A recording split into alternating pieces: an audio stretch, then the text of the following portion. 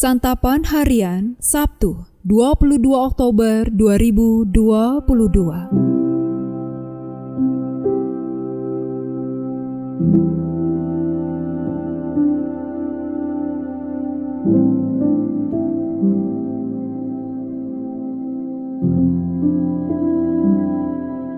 Inilah program Santapan Harian, sebuah program yang mengajak Anda menelusuri isi Alkitab, agar Anda menemukan makna firman Tuhan sesuai dengan konteksnya.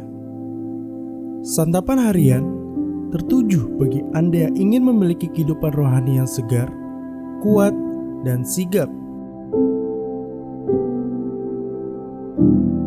Hari ini kita akan membaca Wahyu pasalnya yang ke-21 ayatnya yang ke-9 sampai pasalnya yang ke-22 ayatnya yang ke-5. Namun kita akan membacanya di pasalnya yang ke-21 ayat yang ke-9 hingga ayatnya yang ke-27. Sebelumnya, mari kita berdoa. Hati kami merindukan firman-Mu ya Allah. Berfirmanlah, karena kami siap mendengarkannya. Di dalam Kristus Yesus, Putra Tunggal-Mu yang kudus, kami memohon. Amin. Wahyu 21 ayat 9 sampai 27. Maka datanglah seorang dari ketujuh malaikat yang memegang ketujuh cawan, yang penuh dengan ketujuh malapetaka terakhir itu. Lalu ia berkata kepadaku, katanya, marilah ke sini. Aku akan menunjukkan kepadamu pengantin perempuan mempelai anak domba. Lalu di dalam roh ia membawa aku ke atas sebuah gunung yang besar, lagi tinggi, dan ia menunjukkan kepadaku kota yang kudus itu, Yerusalem, turun dari surga, dari Allah. Kota itu penuh dengan kemuliaan Allah, dan cahayanya sama seperti permata yang paling indah, bagaikan permata yaspis, jernih seperti kristal. Dan temboknya besar lagi tinggi, dan pintu gerbangnya 12 buah. Dan di atas pintu-pintu gerbang itu ada 12 malaikat, dan di atasnya tertulis nama ke-12 suku Israel. Di sebelah timur terdapat 3 pintu gerbang, dan di sebelah utara 3 pintu gerbang, dan di sebelah selatan 3 pintu gerbang, dan di sebelah barat 3 pintu gerbang. Dan tembok itu mempunyai 12 batu dasar, dan di atasnya tertulis ke-12 nama ke-12 rasul anak domba itu. Dan ia yang berkata-kata dengan aku mempunyai suatu tongkat pengukur dari emas untuk mengukur kota itu serta pintu-pintu gerbangnya dan temboknya. Kota itu bentuknya 4 persegi, panjangnya sama dengan lebarnya, dan ia mengukur kota itu dengan tongkat itu. 12.000 stadia, panjangnya dan lebarnya, dan tingginya sama. Lalu ia mengukur temboknya, 144 hasta menurut ukuran manusia, yang adalah juga ukuran malaikat.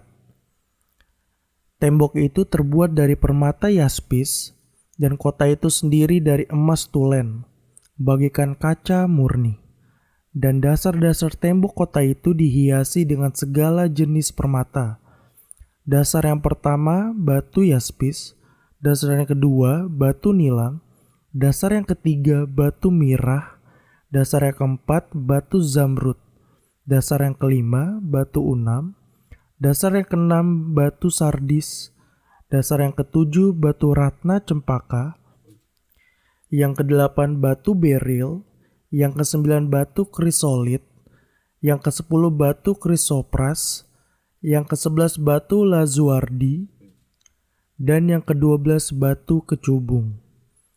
Dan ke-12 pintu gerbang itu adalah 12 mutiara. Setiap pintu gerbang terdiri dari 1 mutiara, dan jalan-jalan kota itu dari emas murni bagaikan kaca bening. Dan aku tidak melihat bait suci di dalamnya, sebab Allah Tuhan yang Maha Kuasa adalah bait sucinya. Demikian juga anak domba itu. dan kota itu tidak memerlukan matahari dan bulan untuk menyinarinya, sebab kemuliaan Allah meneranginya, dan anak domba itu adalah lampunya. Dan bangsa-bangsa akan berjalan di dalam cahayanya, dan raja-raja di bumi membawa kekayaan mereka kepadanya. Dan pintu-pintu gerbangnya tidak akan ditutup pada siang hari, sebab malam tidak akan ada lagi di sana. Dan kekayaan dan kehormatan bangsa-bangsa akan dibawa kepadanya.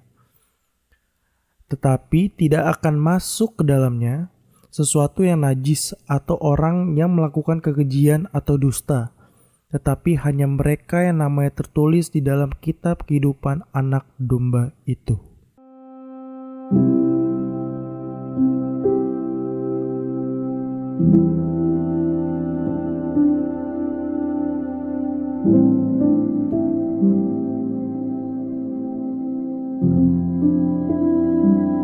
Sahabat santapan harian, dalam perikop ini Yohanes memperlihatkan dengan sangat mendetail indahnya kota Yerusalem yang baru.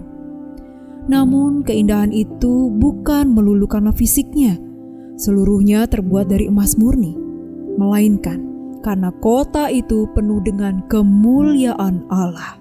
Dengan kata lain, kemuliaan Allah itulah yang menjadikan kota itu indah. Kota yang berbentuk bujur sangkar itu sangat besar. Panjang sisinya 12.000 stadia. Angka itu bisa jadi bermakna simbolik, melambangkan 12 suku Israel.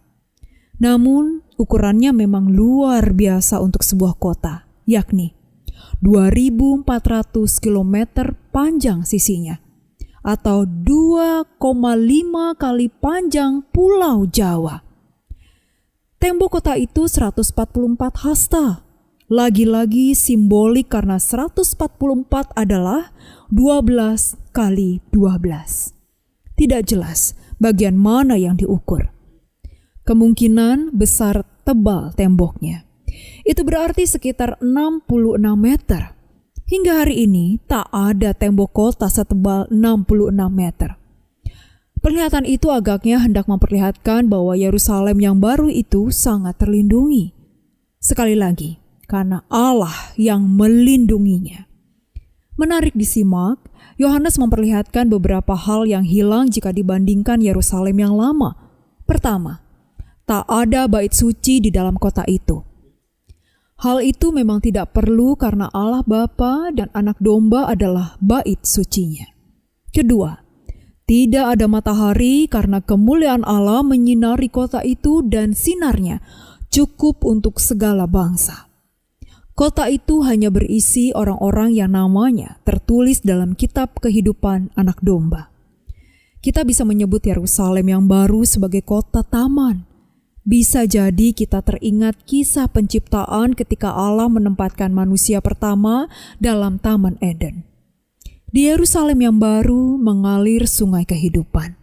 Pohon-pohon kehidupan yang ada menjamin setiap penghuni kota itu tak akan kelaparan selamanya. Sejatinya, menjadi warga kota itu merupakan anugerah. Hal itu hanya diperuntukkan bagi setiap orang yang namanya tertulis dalam kitab kehidupan anak domba yang telah diselamatkan oleh darahnya sendiri dan tetap memelihara imannya. Semoga kita dilayakkan Allah untuk menjadi penghuni Yerusalem baru. Mari kita berdoa. Ya Allah, kami membutuhkan hikmat-Mu. Berilah kami kerendahan hati dan kemampuan untuk melakukan kehendak-Mu, agar kami Engkau layakkan masuk ke dalam Yerusalem baru. Di dalam nama-Mu Yesus, kami memohon. Amin.